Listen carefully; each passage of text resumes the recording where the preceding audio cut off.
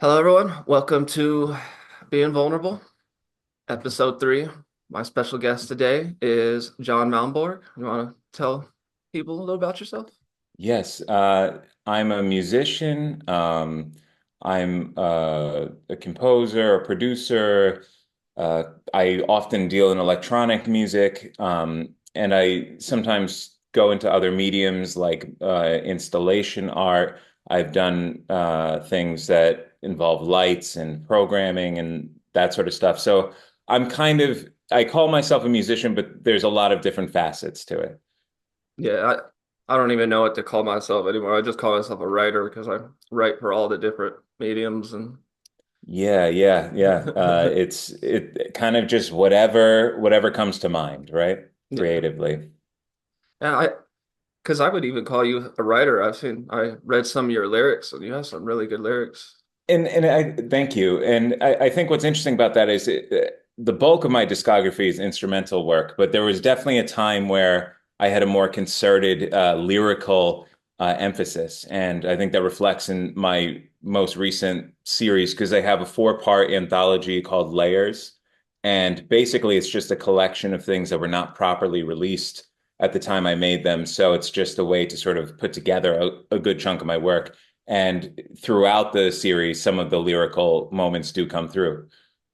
Did you get the name of that being like all your different layers and facets of music kind of thing? Yeah, I remember when I first conceived of the idea, I was driving and I was thinking of different terms I could use to, title the series. And I think I went through many different options, but I settled on layers because I liked the idea that it showed as you say, kind of like the layers of time and um, different processes I went through. All right. Also, it has a good transition to let's peel back some of your layers. Yes, yes. Yes. Haven't learned much about you like through conversation, just everything I saw in your bios and stuff. But have you do you consider yourself a sensitive person? I do. I do. I think at least in the world of creativity, I think it's somewhat necessary to be sensitive and to uh, literally hone in on your senses, right? Because music is a sensory experience, Oh, and that involves some degree of vulnerability and sensitivity to even partake. yeah, yeah, that's a good point. I hadn't even thought about the other senses. I've been more using sensitivity as more of a personality trait almost. Yeah, absolutely. And I think that ties into any art form that involves senses, whether it's a visual art or an audio-based art.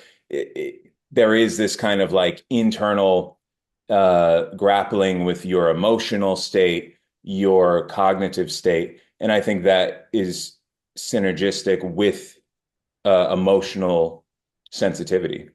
Yeah, I mean, yeah, that is enlightening, and it also does make sense of why when I finally let myself be a sensitive person, because I was always hiding it from people, Right. that's when I started becoming an artist and started actually Yeah. pursuing that. And No, I think every artist has some journey along those lines, regardless of your formal training or your early background.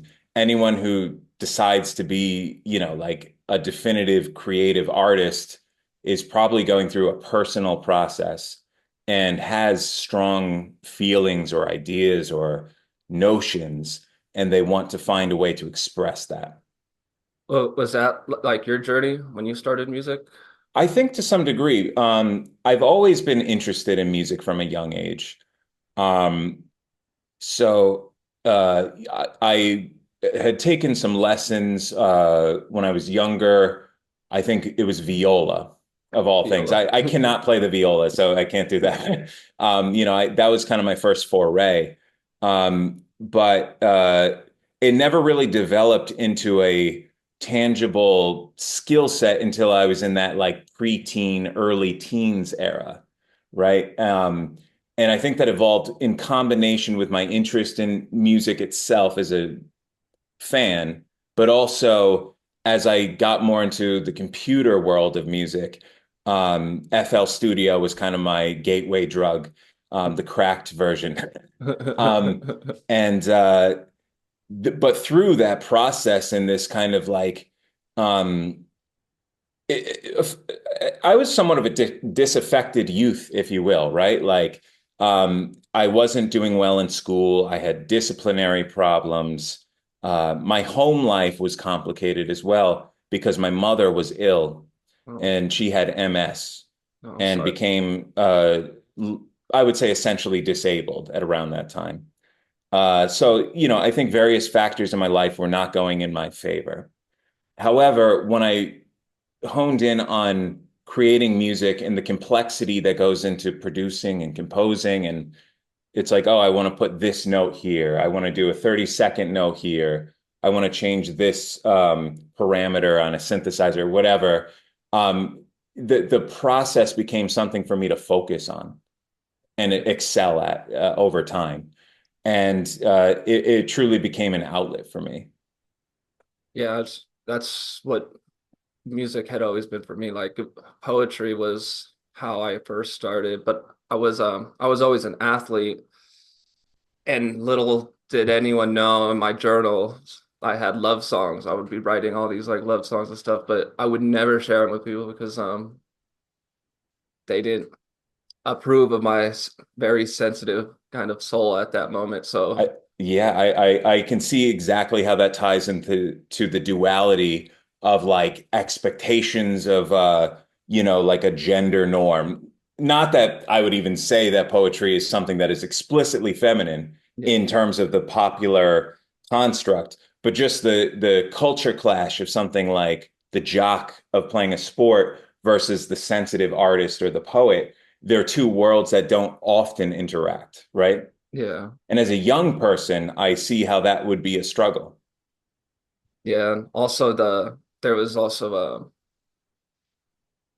expectations for me to be tough because Oh yeah. I was growing up in a pretty bad neighborhood, and everyone around me was in gangs and stuff, and I had to be tough and couldn't be Right. Just to sensitive. go outside, right? Just It's just to like, yeah, Yeah, because that they always saw my sensitivity as a weakness.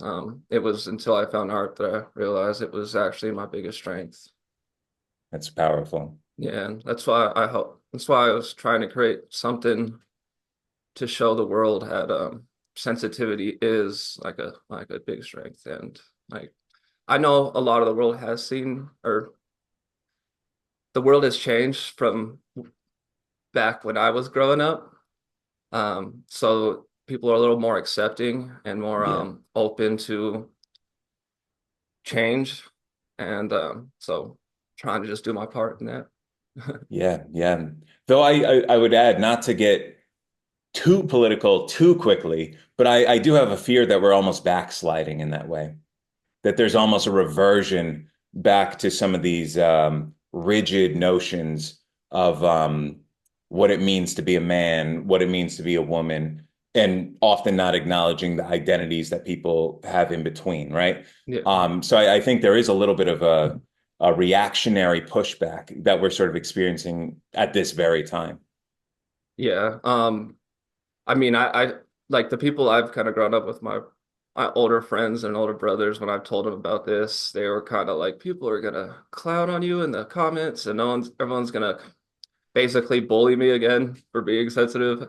But I'm like, oh, that's the point of this, is to, oh, for those people to see us strong people being sensitive, and Yeah. try to push, maybe progress us forward again if we're regressing. And you're active on Threads, right? So you're Yeah. probably pretty aware that there's like a very strong community on Threads. So although, someone might come out of the woodwork to bully or to disapprove, what you've probably already seen is a lot of positive feedback, if I had to guess. Yeah, a lot of it's been a lot of people too that a lot of the women who have been like they haven't seen many men have these conversations. Yeah, I think it's good for like for men and women, right? Like, because I think it's somewhat of an antidote to the perhaps what I was referring to earlier, the sort of reactionary, the broader manosphere and all those kind of things going on. I think there's a need to kind of show a different path. And I Yeah. think something like this is an excellent foray into doing so. Yeah. So how was it growing up in? Did you grow up in upstate New York? I grew up in Yeah. upstate New York. I grew up in a suburb right outside of Albany, Albany. Colony, New York. Um, Um, I was just say like, what was that community like? Your upbringing of like, uh, it was a lot of everything, right? okay. Like, upstate New York is, I would say, an often misunderstood place. Like, it's a very large geographic area. It spreads from Buffalo, New York, on the very far west end. But I grew up in the eastern end, or like what you might call like the northern Hudson Valley Capital District area. Um, it's cold. Um, it's a mix of highly educated and working class. Okay. There's a long history of industry, manufacturing that was largely absent by the time I came of age. So there's a little bit of a Rust Belt quality. Okay. The nearby city of Schenectady, New York, was once the headquarters of General Electric. Oh, okay. Um, but like that was gone. They still had like a little plant there, but that kind of capital that was once in that city was gone. But simultaneously, Albany is the state capital of New York. So there is this kind of complex economy where you have the stability of state government, but also some of that Rust Belt decline from industry leaving. Um, so I would say it was a place where some people had it really good and some people really didn't. And like, just like the culture of that area, was it? It's a little, it's got a little bit of that East Coast edge, like a little bit Okay. of that, I guess what some might call impoliteness. Okay. Um, but it's to me, it's pretty normal. Pretty normal. Did any of like that impoliteness affect you? Like, Absolutely. I mean, I think there's definitely people who have an attitude. As a young person, there might be adults who have an attitude, or your peers might have an attitude, might want to bully, might want to have a fight or whatever. But for the most part, I didn't find it to be overly oppressive for me. oh, nice. And like, what's like the music community there? Is it very supportive of Um, musicians? I would say it does okay because I think the universities there draw a degree of, like a forward-thinking young crowd, new talent coming in and out. I would say like many sort of smaller, medium-sized cities in the US, it may not be at the most cutting edge of like avant-garde arts and music, but it definitely has a scene, definitely has nightclubs and DJs and different types of things you might be into, coffee shops, open mics. So I would say Okay. it was a scene that was good for me. Like in my early adulthood, I definitely have fond memories of that time. I saw in one of your posts that you said that threads help restore your confidence in your music. Oh yeah, yeah. It's really a big deal. I think Threads, as not just myself, but I think many would attest to, felt like maybe for the first time in a long time where people kind of spontaneously got together and just kind of did their thing, shared their work, found like-minded people and connected with them. And for me, it kind of showed, a path forward because I feel that I'm 34 years old. And, it's kind of hard to make a living doing anything like music or entertainment or anything in that space. Um, and, the pandemic certainly had a significant impact on different opportunities and things that were emerging. And, last year I felt kind of lost both creatively, but also in terms of like a professional sense in as it relates to music. So I was genuinely at a point where I wasn't quite sure what I could do next. I hadn't officially given up, Okay. but I felt as if I might be hitting a dead end. Do you did you feel any imposter syndrome during that time of like, should I go in and continue pursuing this dream of music or Well, and I'll say there's kind of an ongoing imposter syndrome. I think it predates, maybe the recent times even just it's kind of I think there is a stigma if you're not a full-time earning musician or if you don't own like a successful solvent media company or something like that, that it's maybe a little embarrassing to be like, oh yeah, I'm a musician but I still work a day job, right? Like yeah. it is what it is. So I think there is that imposter syndrome because I believe creatively and technically I've achieved pretty cool things and I've been to very cool places and had great moments. But when you don't have this sort of like certain plateau of career success, people might look at you sideways when you say you're a musician or you're an artist. Or even if they don't, there's a perception that they will. And I think that certainly ties into the imposter syndrome in a question of identity. Yeah, I mean I kind of feel that too with when well the opposite of like, because when I would tell people that I was going to be a singer-songwriter or that I was a recording arts major, I would get that kind of like, oh, doubt, like, oh, this you're going to waste all your money in college on this stuff. But when I switched to film and I started saying, oh, I'm a filmmaker, then people were taking it a little more serious, taking my Hmm. art a little more serious. But then they don't understand that I'm going in to be a writer. They think I'm a cinematographer, filmmaker going out and that. So then when I tell it I'm a script writer, then I get that like, oh, Are you because from Los Angeles? I'm from Colorado, from Denver. Colorado. Okay. Yeah, I that's right. You were in the 2 hour time zone. yeah, Okay. but Yeah, yeah. my future, all what I want to do is I want to write musicals, and I want a musical on Broadway one day. I want to That's live a in New York. phenomenal goal. I've thought of that a couple times myself. Musicals are very expressive from the musical perspective, right? Yeah, that and it encompasses just everything that I've learned, film, television, writing, music, just everything, directing. Yeah. Have you seen my musical yet? Like my grunge musical? No, but please send me a link and I will. Yeah, it's a short musical, but yeah, it's called A Meaning for Suffering, and it's about mental health and imposter syndrome and stuff. But That's great. I want to check that out and hopefully share it with my audience. yeah, I mean, if I'd appreciate it. Yeah. Um, I know there's still some of the songs of yours that I was trying to check out, but freaking Spotify kept switching to a different artist, and I'm like, ah. But Yeah, it sometimes my does that. my favorite one was The God of Nothing. That was such a good song. Thank you. Yeah, that's actually one I wrote all the way back in 2012. 2012. So that was yeah, that was probably the most personal of all the lyrics I can think of that are on my discography.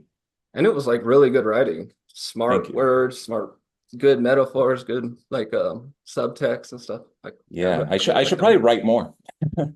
No, but yeah, that song is basically about being an artist, honestly. It's the idea that um, dedication to the craft of making whatever you make. It does not have to be music, but I think it fits well with music. Is a very personal thing, and it transcends any societal expectation or any norm that people are expected to conform to, and is something you'll take with you for the rest of your life, as long as you are still equally as committed. That's a good way to put it. Yeah, I see. My interpretation of it, I didn't think of it as that. I thought more of it as someone battling this their like basically their doubt. Like I'm the god of nothing. That aspect, but Well, I think it I, ties into that because the doubts persist, right? And I think at some point I say something along the lines of this world that I've built will turn forever. But then I say for however long it seems. which sort of throws in like a curveball in terms of the permanence of it, right? So like I guess it is a song that sort of teeters on the edge of confidence and disarray. You need to put that as the description of it. Yeah, yeah, yeah. I like that. Yeah. That is good. Um, what else could what else would you want to talk about with sensitivity? Do you have any like personal stories of moments that may, and they don't have to be, sad stories. They could be moments of like encouraging or inspirational moments or um Hmm. I did want to ask you about South by Southwest eventually, but Sure. In terms of moments I can think of where sensitivity and vulnerability have impacted my life, um, that is a hard one. So I'll try to walk through it or find it. I do see it in sort of a just constant sense, right? Of being in a mindset that is always attuned to your various states of being, good, bad, or indifferent, and trying to carry that with you as you go about your life.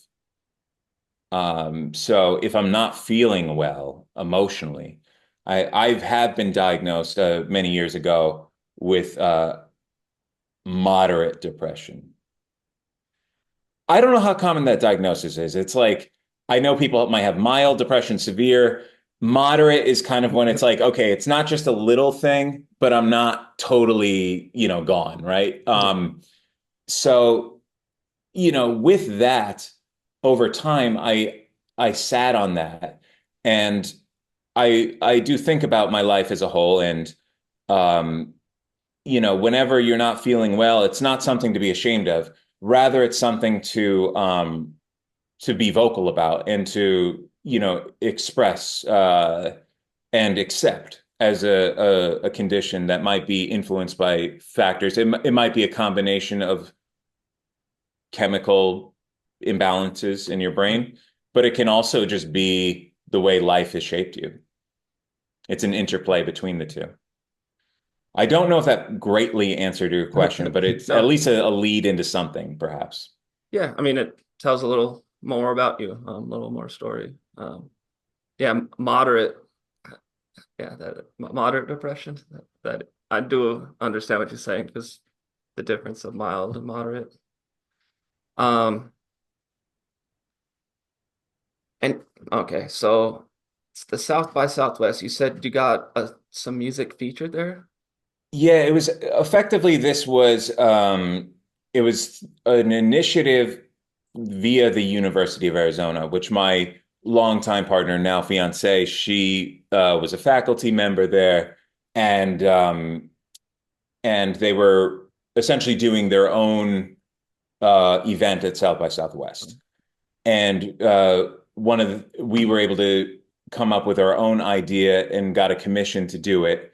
Originally, it was going to happen in 2020, but in 2020, certain things got in the way of that. You might be aware of, COVID and all that. Yeah. So we developed this really cool 8 foot uh, object that had like an acrylic case with LED lights that were programmed with a music soundtrack that I composed. Um, and inside of the acrylic case, there was translucent material, often referred to as a hydrogel, that created a very cool effect. And it was a great piece. And it was constructed, fabricated, completed days before the cancellation of South by Southwest Oh, in 2020. And for me at the time, I very much saw it as one of those milestones you needed to have to be like, oh yeah, and this can tie back into identity syndrome, right? Or identity imposter syndrome. And kind of like, oh, I need to be on this show. I need to have this gig, work with this person, whatever it might be, depending on your niche. This felt like a big milestone for me. So when COVID came and knocked it out suddenly, I felt very lost. And that was very disruptive for me mentally for longer than I care to admit. For a good year or two, I was upset. Even when I got to actually present it in 2022, there was still this sense of it wasn't quite the same. But nonetheless, it did go on in 2022. It was a great event. Anything you want to talk about? I think, when I went over some of the topics you had mentioned in the DMs, there's this idea of a toxic masculinity, right? Okay. And I've sort of been thinking about that a little bit. And I think we could probably easily identify, stereotypical traits of toxic masculinity, right? Like, maybe violence against others or things like that, right? But I think more broadly, one thing that came to mind is this term I've been hearing thrown around a lot called, the dichotomy between masculine energy versus feminine energy. I don't know if you've seen that online or even in real life where people will use that exact terminology, but it's something that kind of caught my attention because it wasn't necessarily something that had a clear source. It's just a term that's become more in vogue recently, probably through things like TikTok and stuff. Um, I know I mean I've been called feminine a lot. I would say Sometimes I've been called feminine too. I have a feminine energy. And I guess a lot of my girlfriends had the masculine energy. Um, and I've never like I mean back in the day, but before I found myself and found my own confidence, I I would always get kind of bullied by my girlfriends and but I would let them kind of walk on me all over me. And but they would just take advantage of my sensitivity and all that. Right. Got where I was going with this. But, um or yeah, yeah. I think what it concerns me is I think there are things that we associate with a masculinity trait or a femininity trait. But I think what's important, especially because I think there's an absence of good kind of role models for maybe young men in particular. I'm really thinking of maybe the Gen Z crowd, right? Um, I think the idea should be that it's really our own terms that define what masculinity is. Masculinity can be theater. Masculinity can be rugby. yeah. Masculinity can be anything. Floral design. It can be anything we wish to do. And various traits that might be considered feminine, to me, are useful regardless of one's gender or their gender expression. Uh, Empathy, for example, I think is a very positive thing to do in many, many contexts. Yeah. Um, I understand the idea that many only want to project strength and not weakness, but vulnerability is something that for men, women, everything else is something that can be exceptionally useful in demonstrating empathy, care, and understanding of others. And I see that to be a universally positive trait and not one that I would describe as feminine or masculine. Yeah, I guess it's this language that we put all these definitions on abstract things and then people use it for control and um because yeah, I mean empathy is well anytime I've done like strengths quest like where they show you your top strengths and your skills. Empathy is always my number one strength and also my number one weakness. Yeah, I'm too empathic at times. I mean, right. sometimes Yeah. I can't even feel my own emotions because I'm feeling other people's emotions around me. So I have to kind of like process like which emotion is mine and what emotion is theirs. Right. That can become a challenge in the context of staying grounded. As you mentioned, like if someone else is emotionally bullying you or trying to assert themselves over you, uh, that distraction in terms of a cognitive understanding of emotion would be very difficult to combat. It would take a lot of focus to override. Yeah, sometimes it's just separation I need. I need to just separate and have my little quiet time. Then I'll be like, Yeah, all right, yeah, let's yeah. um yeah, so the toxic masculinity I've like dealt with has always kind of been through my me crying a lot. Even though it's like because I cry at the top of every emotion, especially happiness. Right. The movies, did the movies get you? Movies get me, yeah. I Yeah, mean, yeah, shows get me, but I mean that's why I like music gets me too. Like yeah. art allows me to find places to be sensitive and actually kind of be vulnerable with myself in these aspects. Right, right, Like like listening to a song like a Madonna song or something and actually taking it in and actually like be actually understanding and appreciating that because I wasn't allowed to back in the day because it's not a because of toxic masculinity. Like there was a certain right, type of right, music I had to listen to, um, which is either rap or rock. I couldn't go anywhere else, anything in between. I mean, I could and I would behind every like when I wasn't around people, but around people, I always bent to be more masculine. So I didn't be called a girl or a little baby and stuff like that.